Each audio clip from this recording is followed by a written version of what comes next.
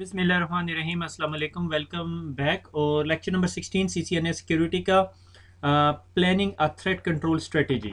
ठीक है, अब हम लोगों ने काफ़ी चीज़ें नेटवर्क सिक्योरिटी से रिलेटेड पढ़ ली हैं, छोटी सी 3-4 लैब्स भी देख ली हैं। मुझे पता है बहुत सारे लोग जो से बेताबी से इंतज़ार कर रहे हैं सिस्को एएसए के बारे में। परेशान ना हो, आपको सिस्को एएसए भी दिखाएंगे।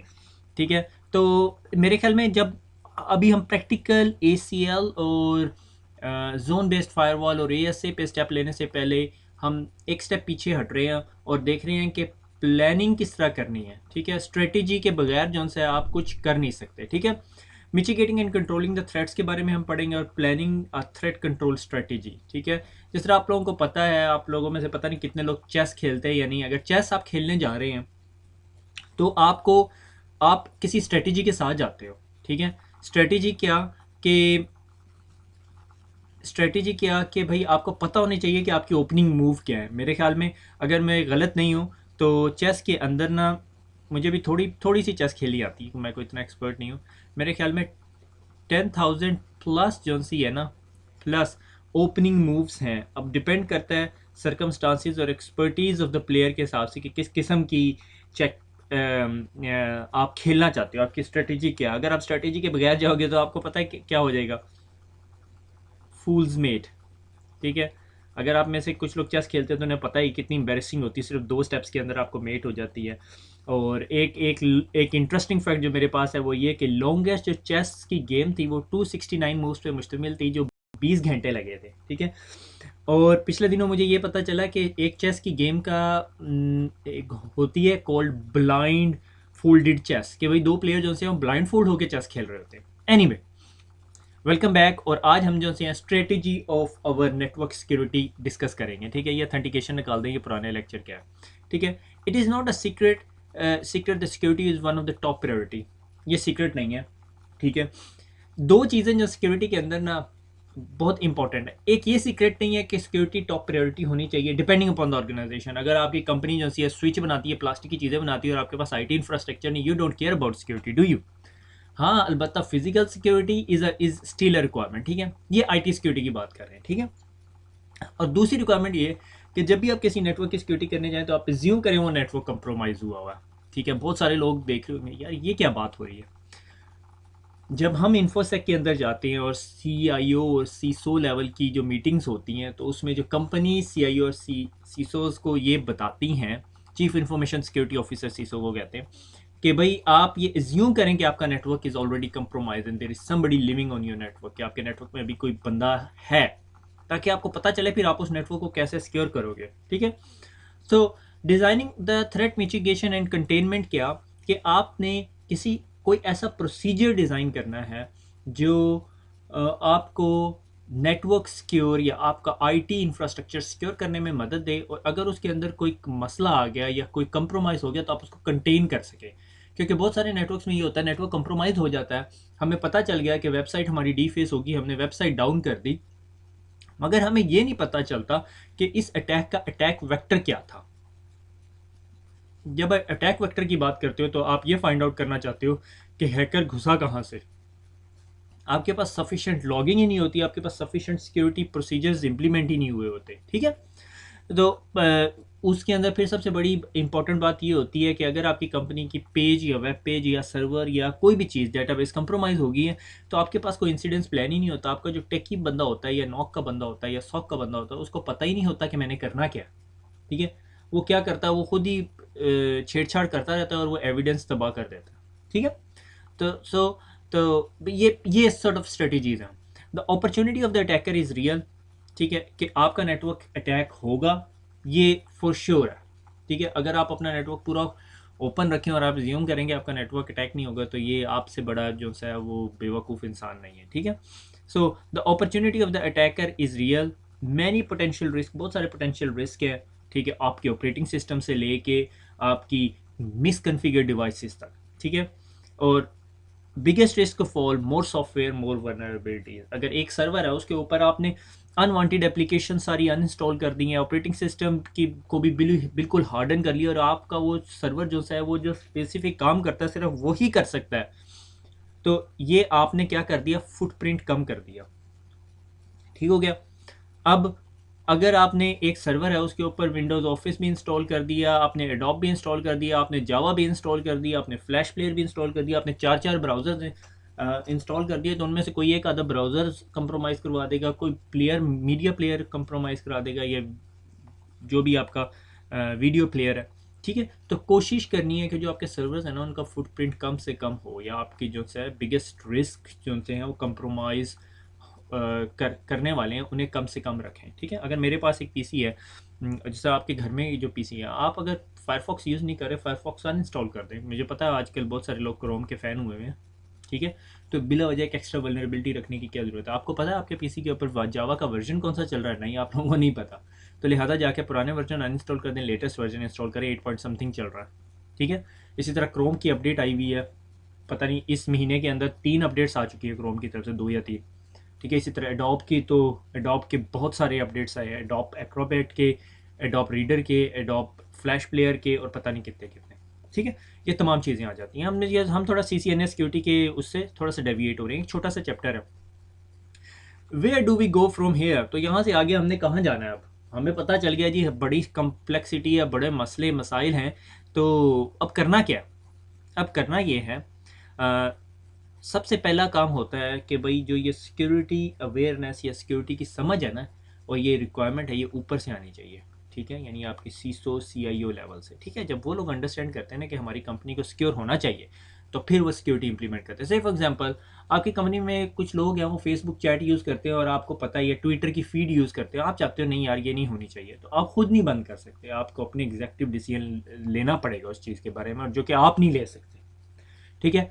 Formal process of policy creation, implementation and review.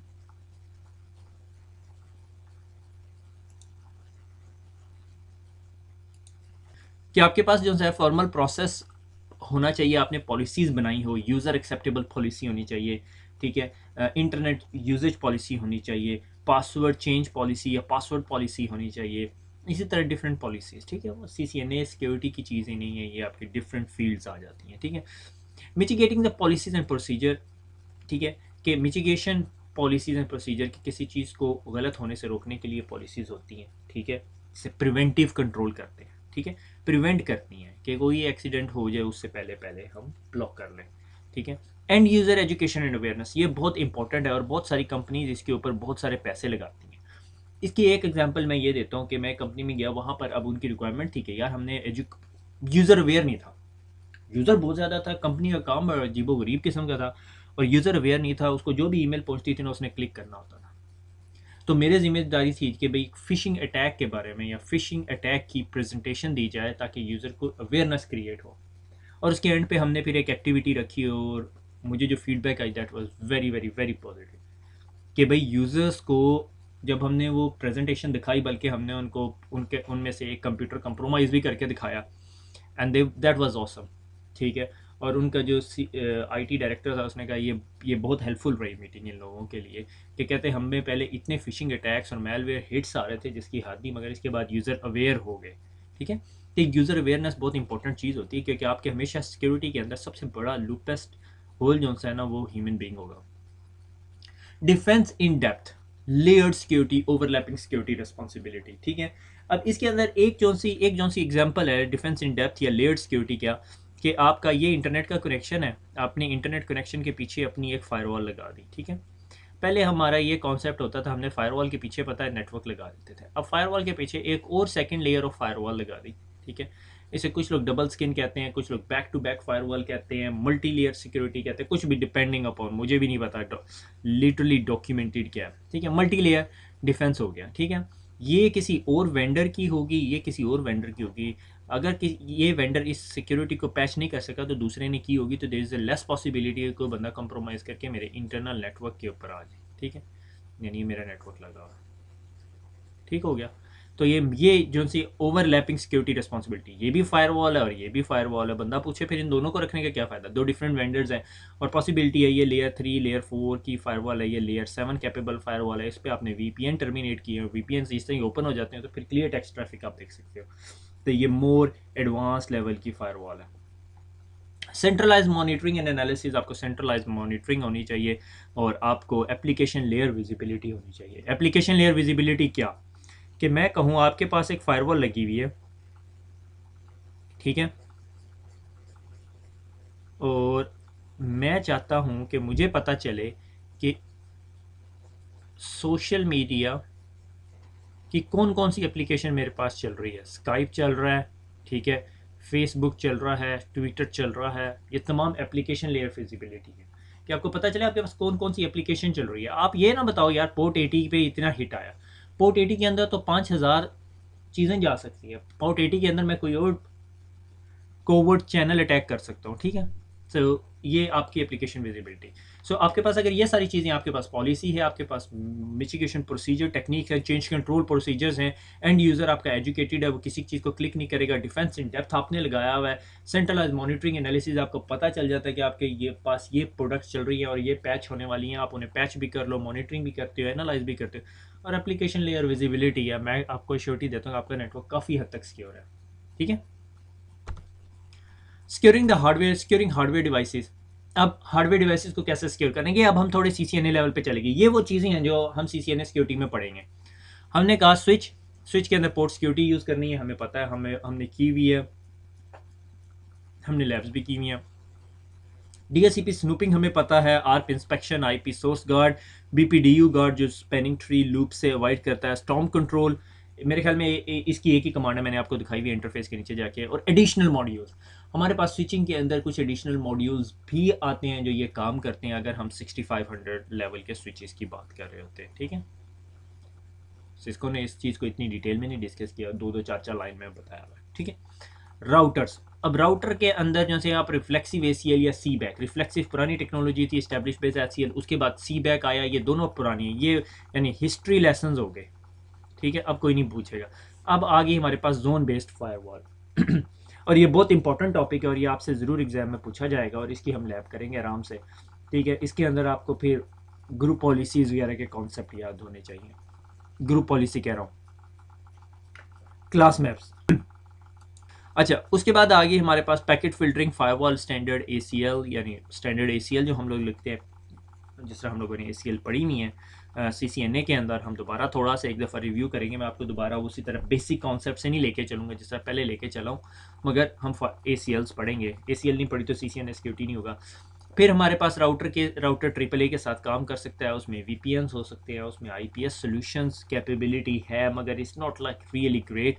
Routing protocol authentication हम कर सकते हैं, कंट्रोल प्लेन प्रोटेक्शन कर सकते हैं, हमने इसके ऊपर बहुत कुछ पढ़ा हुआ है। सिक्योरिंग मैनेजमेंट प्रोटोकॉल्स यानी HTTPS बेस्ड कम्युनिकेशन की जाए, SSH किया जाए, ठीक है, राउटर को टेलनेट ना किया जाए ताकि कोई प्लेन टेक्स्ट से पासवर्ड ना निकाल ले, ठीक है। हमने राउटर के अंदर तो इनेबल सीक्रेट लगाया हुआ है, मगर राउटर को हम करते हैं टेलनेट तो फिर कोई फ़ायदा नहीं हमें।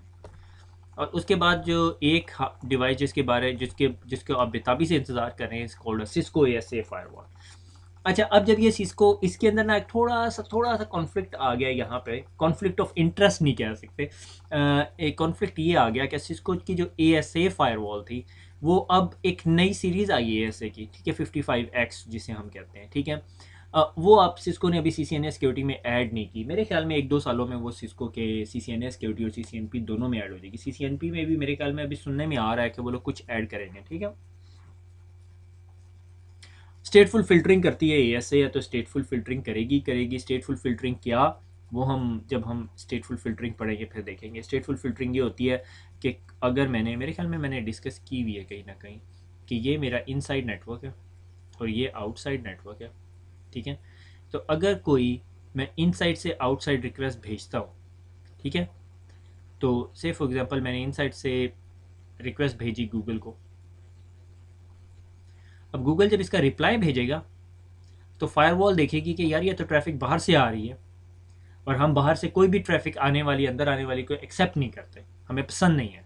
मगर जब हमने स्टेट मेंटेन की होगी, हमें पता होगा यार ये जो काशिफ के कंप्यूटर से ये रिक्वेस्ट की हुई है तो ये उसका रिप्लाई आ रहा है तो हम उसे अंदर आने देंगे। This is the capability called स्टेटफुल filtering, कि स्टेट मेंटेन करता है। अगर गूगल खुद मेरे पीसी को कनेक्ट करना चाहे तो उसको हम हमेशा ब्लॉक कर देंगे, क्योंकि मैंने कभी रिक्वेस्ट ही नहीं जाहिर की, अपनी रिक्वायरमेंट ही नहीं जाहिर की मैंने गूगल से बात करनी है, और गूगल खुद कांटेक्ट कर रही है, तो ये थोड़ी क्रिटिकल है।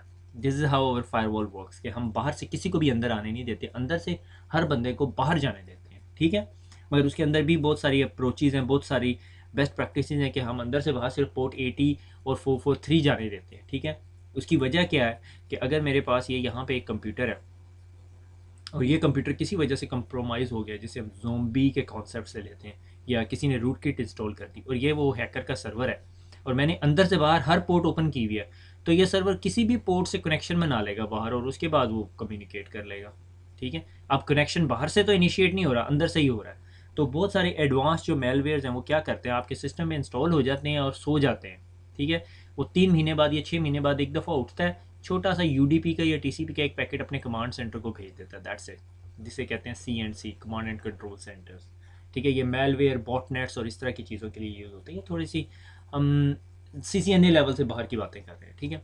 उसके बाद आ जाता है मॉड्यूलर पॉलिसी फ्रेमवर्क, कि हम मॉड्यूल्स और it's very hard to explain here, हम जो चीज़ें हैं ना उनको चंक्स में डिवाइड कर देते हैं और उसको फिर फिट टुगेदर करते हैं, ठीक है। क्लास मैप्स और इस तरह की चीज़ें हम उसको बाद में डिस्कस करेंगे, ठीक है। URL फिल्टरिंग, अच्छा जब ये यहाँ पे URL फिल्टरिंग डालते हैं ना, तो Cisco ASA directly URL filtering नहीं कर सकती। मुझे पता है आप में से बहुत सारे लोग समझ रहे होंगे कि URL फिल्टरिंग से मुराद सिस्को का पेज ब्लॉक कर देना या cisco.com पे एक्सेस ना देना या hotmail.com पे एक्सेस ना देना, हाँ अप टू सम एक्सटेंट आप रेज एक्सिस के जरिए सिस्को ASA पे ये काम कर सकते हो, मगर आइडली आप ASA को बताते हो कि ये थर्ड पार्टी प्रोडक्ट, ये आपकी ASA है, ठीक है। ये कुछ इस तरह की डायग्राम होती है ऐसे, ठीक है। ये ऐसे आप उसको बताते हो ये आपका N2H2 सर्वर लगा हुआ है और आप इसमें बताते हो जी 18+ की जो वेबसाइट है वो नहीं खुलनी चाहिए, गेमिंग वेबसाइट्स नहीं खुलनी चाहिए, सोशल मीडिया वेबसाइट्स नहीं खुलनी चाहिए। तो फिर आपकी फायरवॉल, जिस तरह ही आप बाहर जाते हो फायरवॉल यहाँ से वेरीफाई करके आपको ब्लॉक कर देता है, ठीक है। उन यूआरएल्स को एक्सेस ही नहीं करने देता। और ये सर्वर जो से ना, ये जो इस तरह की यूआरएल फिल्टरिंग के सर्वर्स होते हैं, ये बड़े ना रियल टाइम अपडेट हो रहे होते हैं, क्योंकि अब हमारी दुनिया के अंदर बड़ी स्पीड से स्पिन अप होकर सर्वर वेबसाइट्स लॉन्च हो रही होती हैं। तो आपको नहीं पता वो किस कैटेगरी में फॉल करती है। अगर कोई वेबसाइट आज सुबह किसी ने बनाई है, कि से फॉर एग्जांपल आज हमने बैठा सोचा कि उर्दू IT अकेडमी को बनाएं हम, तो हम उर्दू IT अकेडमी बना दें, तो इन सर्वर्स को कैसे पता चलता है, ये रियल टाइम मॉनिटर कर रहे होते हैं, ठीक है। तो इन सर्वर्स पे बड़ी नॉन स्टॉप या बड़ी क्विक जो सी है अपडेट्स आ रहे होते हैं अपने प्रोवाइडर के पास से। Bright cloud is a very big good example of that, ठीक है। फिर ASA और क्या काम कर सकती है, ये AAA से ऑथेंटिकेशन करवा सकती है, आपको VPN सर्विसेज प्रोवाइड कर सकती है, IPS कर सकती है। अब बहुत सारे लोग सोच रहे हैं IPS तो खुद एक अप्लायंस है, ठीक है। सिस्को के अंदर ना आप जो आप लोग ASA पे काम कर रहे हैं, तो सिस्को के अंदर ना ASA के अंदर एक इस तरह का मॉड्यूल चला जाता है, ठीक है। इसे AIP कहते हैं, ठीक है। AIP advance intrusion prevention module, SSM 10 भी होता है और 20 भी होता है, ठीक है। ये 20 है, देख रहे हो। और ये जो सा है ये आपके राउटर के, आपकी फायरवॉल के अंदर बैठा हुआ होता है और आप क्या कर रहे होते हो, ये आपकी फायरवॉल है, ठीक है। और ये फायरवॉल के अंदर मॉड्यूल है, ठीक है। ये केबल आपकी मैनेजमेंट पर्पज़ के लिए यूज़ हो रही होती है। अब आप सोचोगे ट्रैफिक कैसे जाती है, ये मॉड्यूलर पॉलिसी फ्रेमवर्क ये काम कर रहा होता है। आप कहते हो फायरवॉल को कि आउटसाइड से जो भी ट्रैफिक लेनी है वो इनसाइड पे डालनी है, ये आउट है, ये इनसाइड है, और कहते हो हर ट्रैफिक को इस तरह पास करा के गुजारना है, ठीक है ना। दैट इज़ अ प्रोसेस, ठीक है। इस तरह ये IPS है, ये आपकी AS, ठीक हो गया। तो ये मॉड्यूल यूँ काम कर रहे होते हैं अगर आपकी IPS इन लाइन बैठी हुई। अगर आपकी IPS इन लाइन नहीं है, आप कहते हो यहीं ट्रैफिक जाने दो, मगर एक जो सा है कॉपी ऑफ द डाटा यहाँ भिजवा दो, ठीक है। हम देखेंगे IPS मेरे ख्याल में CCNA सिक्योरिटी के अंदर है। राउटिंग प्रोटोकॉल ऑथेंटिकेशन, अगर हम OSPF RIP चला रहे हैं तो हम उस पर ऑथेंटिकेशन लगा सकते हैं। Control plane protection, secure management protocol, सारा हमें पता है। ये एजेंसी है ना, ये सिस्को की अब लेटेस्ट डायग्राम है ये, इसके अंदर 55 एक्सिस आ गई है, 55, 06, 12 पता नहीं कौन सी है ये, और ये 45 है, 55, 45 है, ये काफ़ी बड़ी फायरवॉल। एनीवे, जो सबसे छोटी फायरवॉल जो ASA की है ना वो 5505 है, ठीक है। इसके अंदर पीछे जो से PoE टाइप के इंटरफेसेस लगे होंगे, मगर मेरी कोशिश होगी कि हमें इस पर काम ना करना पड़े, मिनिमम हम 5510 पे काम कर लें, ठीक है। 5510 या 5520 मेरे पास पड़ी हुई है, ठीक है। तो स्लाइटली एक्सपेंसिव प्रोडक्ट है, आप ये खुद ख़रीद नहीं सकते। अगर आप किसी कहीं जॉब करो तो definitely you can practice on it. GNS के ऊपर मुझे पता नहीं है, मैंने सुना है कि GNS के ऊपर भी आप इस पे लैब कर सकते हैं, ठीक हो गया। तो इसको हम देखेंगे, इंटरेस्टिंग चीज़ है, ASA is a good product, ठीक है। बहुत सारे लोग इसके ख़िलाफ़ बोलते हैं, बहुत सारे लोग इसके हक़ में बोलते हैं। हक़ की एक ही बात बहुत अच्छी है मुझे जो इसकी पसंद है, वो ये कि आप इस फायरवॉल में कहीं भी फंसे हुए, आपने गूगल करना, आपको आंसर मिल जाएगा, ठीक है। सिस्को के तमाम प्रोडक्ट्स की ये खूब खूबसूरती है। ठीक है, आगे चलते हैं। ये मेरे ख्याल में आखिरी स्लाइड है हमारी। तो इसके अलावा जो से हमारे पास सिस्को राउटर्स हो गए, स्विचेस होगी, फायरवॉल्स होगी। अब इसके अलावा भी हमारे पास प्रोडक्ट्स हैं। ठीक है, सिस्को की कैटेगरी में ज़्यादा सिस्को की सीरीज़ पढ़ रहे हैं तो सिस्को ही पढ़ाएंगे ना।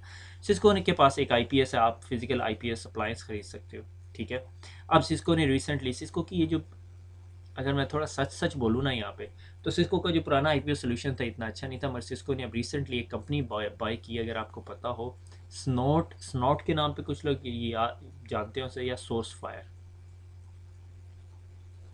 ठीक है, अब ये साल 1.5 साल पुरानी स्टोरी होगी।